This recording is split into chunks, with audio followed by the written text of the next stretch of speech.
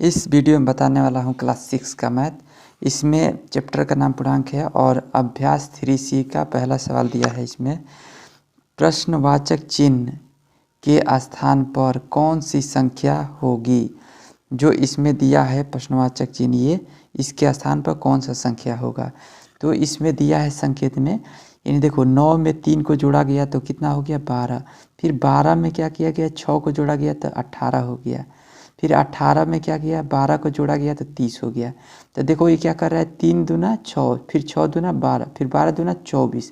तो यहाँ पे क्या कर देना है 24 को, यानी 24 को क्या कर देना है जोड़ देना है। तो इसमें 24 को जोड़ने पर कितना आ जाएगा तो जोड़ लो। तो ये कितना हो जाएगा 4 और ये 3 2 5, तो कितना आ रहा है 54। तो इस तरह से सेकेंड नंबर इसका आंसर हो जाएगा। फिर इसके बाद से दूसरा दिया है, इसमें दूसरा दिया है करा निम्नलिखित पूर्णांकों का पूर्ववर्ती ज्ञात कीजिए, यानी इसका पूर्ववर्ती ज्ञात करना है। इसमें क्या कर देना है 1 हटा देना है।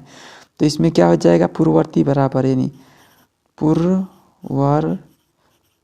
पूर्ववर्ती यानी कितना 6 माइनस क्या हो जाएगा 6 माइनस 1, तो कितना हो जाएगा 6 माइनस 1 बराबर कितना हो जाएगा तो ये 5 हो जाएगा। फिर इस तरह से सेकेंड दिया है, तो इसका पूर्ववर्ती कितना हो जाएगा, तो इसका पूर्ववर्ती बराबर डायरेक्ट यहाँ पर लिख रहे हैं, ये आप लोग पूर्ववर्ती लिख लीजिएगा। तो यहाँ पर ये क्या करना है माइनस का 4 है, फिर माइनस का 1 घटा देना है। तो कितना हो जाएगा इसमें, तो ये कितना हो जाएगा माइनस का 5 हो जाएगा। फिर इसी तरह से इसमें कितना हो जाएगा, तो ये माइनस का 19 है, फिर माइनस का 1 इसमें घटा लेना है। तो इसमें कितना हो जाएगा, इसका कितना हो जाएगा, तो ये घटेगा तो ये माइनस का 20 हो जाएगा। फिर इसी तरह से इसमें देखो ये क्या करना है, इसमें भी घटा लेना है। तो इसमें घटा दो, ये कितना हो जाएगा 9 9 6 है, फिर इसमें माइनस 1 घटा दो तो कितना हो जाएगा, तो ये घटेगा तो ये 7, फिर ये 9, फिर ये 9 माइनस में। फिर इसके बाद से ये कितना हो जाएगा, अब यहाँ जीरो देखो, जीरो में क्या करो 1 को घटाओ तो क्या होगा, इसमें घटाओगे तो -1 ही आएगा। तो इस तरह से इसका पूर्ववर्ती हो गया। फिर इसके बाद से अगला सवाल चलिए सॉल्व करते हैं। फिर इसके बाद से तीसरा सवाल दिया है, कह रहा है कि अपनी अभ्यास पुस्तिका में खाली स्थान में, यानी ये क्या है बड़ा का चिन्ह है अथवा छोटा का चिन्ह, यानी भरिए इसमें। देखो ये दिया है -3 प्लस का, यानी प्लस माइनस का 6। तो देखो ये -3 क्या करना है, ये माइनस और प्लस क्या हो जाएगा -6 बराबर जोड़ने पर कितना हो जाएगा, इसको जोड़ दो तो कितना हो जाएगा माइनस का ये 9 हो जाएगा। फिर इसको जोड़ो तो ये -3 और ये माइनस माइनस प्लस का 6, तो इसको जोड़ने पर कितना हो जाएगा, तो ये जोड़ने पर टोटल यानी ये 3 हो जाएगा प्लस में। तो देखो ये माइनस का 9 है, ये प्लस का 3 है, तो कौन सा बड़ा होगा, तो ये वाला बड़ा हो जाएगा। फिर यहाँ पर देखो माइनस का 21 दिया है, ये माइनस माइनस प्लस का 21, तो ये कट जाएगा तो कितना हो जाएगा 0 आ जाएगा। फिर यहाँ देखो ये माइनस का 21 है और ये माइनस और प्लस माइनस का 21 जोड़ दो तो कितना हो जाएगा 42, तो ये माइनस का 42 हो जाएगा। तो ये बताओ ये माइनस का ये 42 ज़्यादा है कि 0 ज़्यादा है, तो ये 0 ज़्यादा है, इसलिए इस तरह से कोष्ठक लग जाएगा, यानी बड़ा कोष्ठक ये लग जाएगा। जिस तरह से दोनों मुँह होता है ना, वो साइड बड़ा होता है। फिर इसके बाद से ये दिया है माइनस का 27 और माइनस का, यानी माइनस और ये प्लस का 27 दिया है। तो क्या करना है यहाँ लिख लेना है माइनस का 27 और ये माइनस प्लस माइनस माइनस का 27, तो जोड़ दो तो कितना होगा, यानी जोड़ने पर माइनस का देखो 7 7 14 का 4 और 2 2 4 1 5, तो माइनस का 54 हो जाएगा। फिर इसको जोड़ो माइनस का 27 प्लस का 27 है, ये माइनस और फिर ये प्लस का, ये प्लस माइनस माइनस से रहेगा, यानी माइनस और प्लस माइनस से रहेगा। फिर यहाँ पर 45, तो जोड़ दो तो ये कितना हो जाएगा, जोड़ोगे तो यहाँ पर तो देखो 45 में से यानी घटा दो, तो 45 में से 7 गया कितना बचा, यानी देखो यहाँ पर ये 8 हो जाएगा, 8 में से 7 गया, यानी 15 में से 7 गया 8, और यहाँ पर 3 बचा, 3 में से 2 गया 1, तो भी माइनस में बचेगा 18। तो यहाँ देखो ये माइनस का 54 है, ये माइनस का 18 है, तो इसमें से कौन सा ज़्यादा है, तो माइनस का 18 ज़्यादा है, इसलिए इसका चिन्ह इस तरह से लगेगा। फिर इसके बाद से चौथा सवाल दिया है, इसमें चौथा सवाल दिया है, कह रहा है चौथा सवाल कि खाली जगह भरिए। इसमें कह रहा है 13 11 9 17 दिया है, तो इसमें जो ये है ना खाली जगह इसको भरना है। तो देखो इसमें 2 के बाद यानी 7 के बाद से क्या है 9, यानी 2 का है, इसमें 2 जोड़ दिया, फिर इसमें भी 2 जोड़ा तो 11, फिर इसमें जोड़ दिया 13। फिर इसी तरह से 7 में क्या जोड़ा है कि 27 हो गया, तो 20 जोड़ा है, तो 20 यानी जोड़ा है, तो 27 में 20 जोड़ दो, तो 27 में 20 जोड़ोगे तो कितना हो जाएगा, यानी 54 हो जाएगा। देखो कितना हो जाएगा, सॉरी 54 करें, 47 हो जाएगा। जोड़ लो यहाँ पर, यानी 20 और 27, तो ये 7 और ये 4, तो ये कितना हो जाएगा, 47 हो जाएगा इसका आंसर। फिर इसके बाद से 5वां क्वेश्चन दिया है, कह रहा निम्नलिखित पूर्णांकों का उत्तरवर्ती ज्ञात कीजिए। यानी इसका क्या करना है, उत्तरवर्ती ज्ञात करना है। इसमें क्या कर देना है, एक जोड़ देना है। तो उत्तरवर्ती बराबर क्या हो जाएगा यहाँ पर, उत्तरवर्ती बराबर क्या हो जाएगा, 7 + 1 बराबर कितना हो जाएगा, 8। इसी तरह से इसमें जोड़ क्या कर देना है, -5 में यानी 1 को जोड़ देना है, तो 1 को जोड़ लो तो कितना हो जाएगा, ये -4 हो जाएगा। फिर इसी तरह से इसमें भी क्या करो, जोड़ लो, तो ये कितना -20, ये +1 जोड़ दो तो कितना होगा, ये -19 हो जाएगा। फिर इसमें भी क्या करो, ये माइनस का कितना दिया है, -9 9 7 997, यहाँ +1 कर दो तो यहाँ पर कितना हो जाएगा, जोड़ दो तो यहाँ पर 1 हट जाएगा, तो यहाँ पर 6 9 9 फिर माइनस का, तो इस तरह से इसका उत्तरवर्ती इतना हो जाएगा। 997 का उत्तरवर्ती कितना हो जाएगा, 996 हो जाएगा। फिर 0 का उत्तरवर्ती कितना होगा, 0 का उत्तरवर्ती कितना हो जाएगा, 1 जोड़ दो तो इसमें कितना हो जाएगा, 1, तो इसका 0 का उत्तरवर्ती कितना हो जाएगा, 1 हो जाएगा।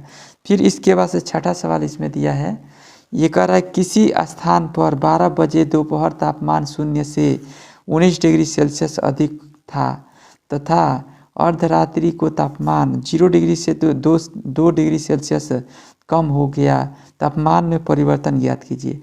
तो देखो इसमें कह रहा है 12 बजे यानी 12 बजे दोपहर का तापमान 0 से अधिक था, तो यहाँ पर लिखेंगे यानी दोपहर का तापमान, दोपहर का तापमान क्या था, यानी 19 डिग्री से अधिक था, तो ये क्या हो जाएगा, +19 लिख देना, +19 डिग्री सेल्सियस, ये प्लस है। उसके बाद से क्या कह रहा है, यानी अर्धरात्रि का तापमान, तो यहाँ पर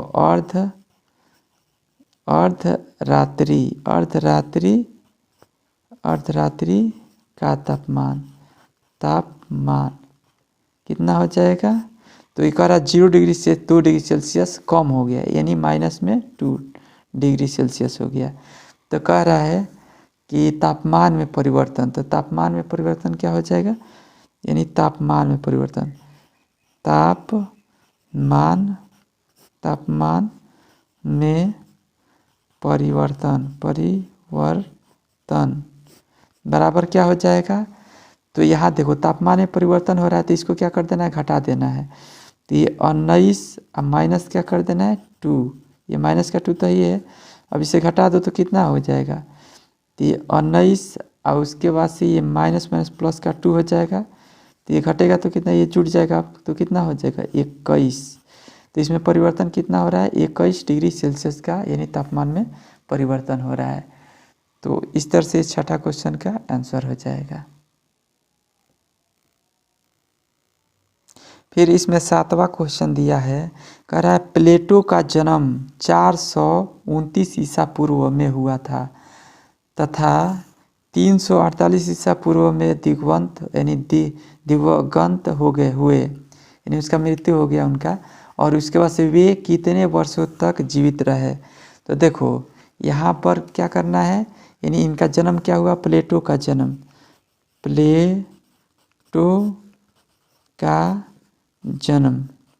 जन्म कब हुआ है, तो 400 यानी पूर्व का रहा है ना, तो यहाँ माइनस में होगा 429 ईसा पूर्व में जन्म हुआ है। फिर कह रहा है कि यहाँ पर 348 ईसा पूर्व में क्या हो गया, दिवंगत हो गए, यानी दिवंगत हो गए, तो यहाँ पर कितना हो जाएगा, यानी उनकी मृत्यु प्लेटो की मृत्यु बराबर क्या हो जाएगा, यानी इसमें भी ईसा पूर्व का रहा है, ईसा पूर्व, तो ये माइनस का ये भी क्या हो जाएगा 348 ईसा पूर्व। तो ये कह रहा है कि वे कितने वर्षों तक जीवित रहे। तो यहाँ पर लिख देते हैं कितने वर्षों तक जीवित रहे। तो यहाँ पर ये थोड़ा मिस्टेक हो जा रहा है, कितने वर्षों तक जीवित रहे, जीवित रहे बराबर क्या हो जाएगा।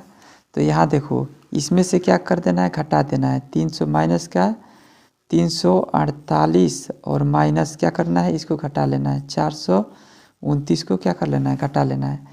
तो कितना हो जाएगा, घटा दो, ये माइनस का 348 ये माइनस माइनस प्लस हो जाएगा 429।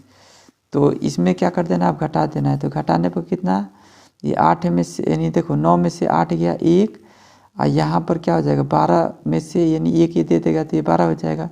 तो 12 में से 4 गया 8, और यहाँ 3 में से 3 गया खत्म। तो यहाँ पर कितने वर्षों तक जीवित रहे, तो 81 वर्ष तक जीवित रहे,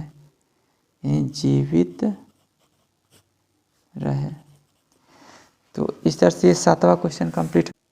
फिर इसमें 8वां सवाल दिया है, कह रहा है समुद्र तल से अधिकतम गहराई वाला बिंदु 11,600 मीटर नीचे है। अधिकतम ऊंचाई की पर्वत चोटी समुद्र तल से 8,846 मीटर ऊंची है। तो गहराई वाले बिंदु से चोटी की ऊंचाई बताना है। तो इसमें जो समुद्र तल की गहराई है और जो चोटी की ऊंचाई है, यानी उन दोनों के बीच की जो कितना यानी ऊंचाई है ये बताना है, समुद्र तल से यानी ऊंचाई बताना है। तो इसमें सबसे पहले क्या करना है, समुद्र तल से अधिकतम गहराई कितना हो जाएगा, समुद्र तल से अधिकतम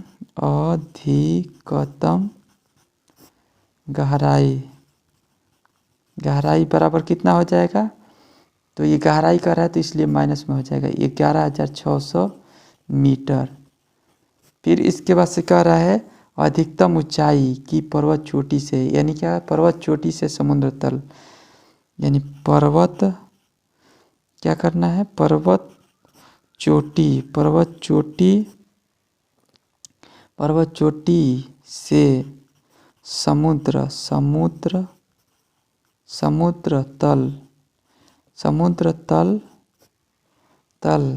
से समुद्र तल से ऊंचाई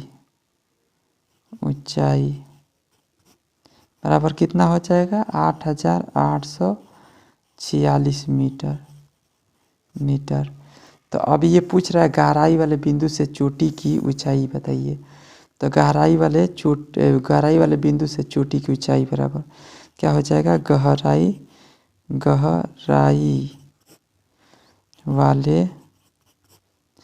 वाले बिंदु से